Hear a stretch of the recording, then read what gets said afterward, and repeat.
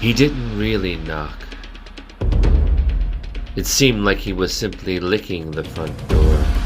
It was hard to tell what noise he was making, but it certainly wasn't knocking. The only knocking she heard was her heart bouncing around inside of her. It had become detached days ago when she first met him.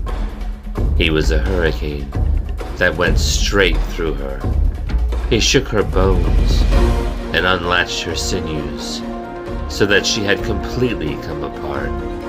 She wasn't new to hurricanes, but this was the first time that it was so personal. There had been no warnings from the weathermen. He just walked into her, straight through her. He never gave her his name. Somehow he learned where she lived, and he invited himself to her home. He had to. She was mute. Her eyes couldn't widen more, but when they did, he stepped into them. Now all she could see was him, like wearing novelty sunglasses with his face printed on the lenses. Everywhere she looked for the next 2 days, she saw him. She reminded him that he had been raised in the woods by wolves. Not really. But he was an animal in many ways. His heart had been caught in a trap many years earlier.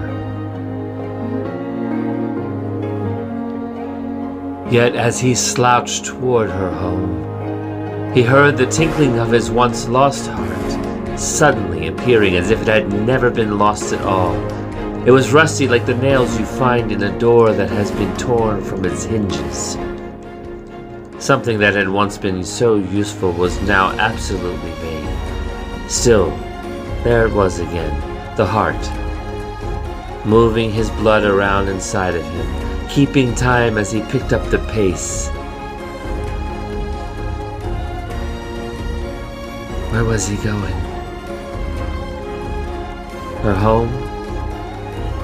Why was he in a hurry to go to her?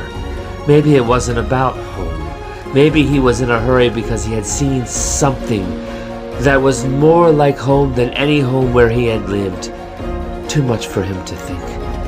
When he got to her door, he did lick it. He admitted that to her later. He wanted to see if he could make the slightest noise and still get her attention.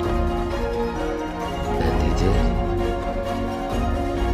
did. She thought about what it would be like if he were to lick her instead of the door. He was impressed that she had survived his hurricane.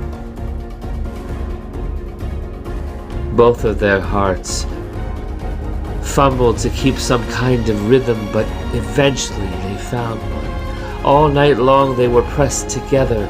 The two of them did not want to separate because they did not want their hearts to fall out. They stayed together all night, forcing their chests together so their hearts could dance. A cha-cha, a rumba, a waltz.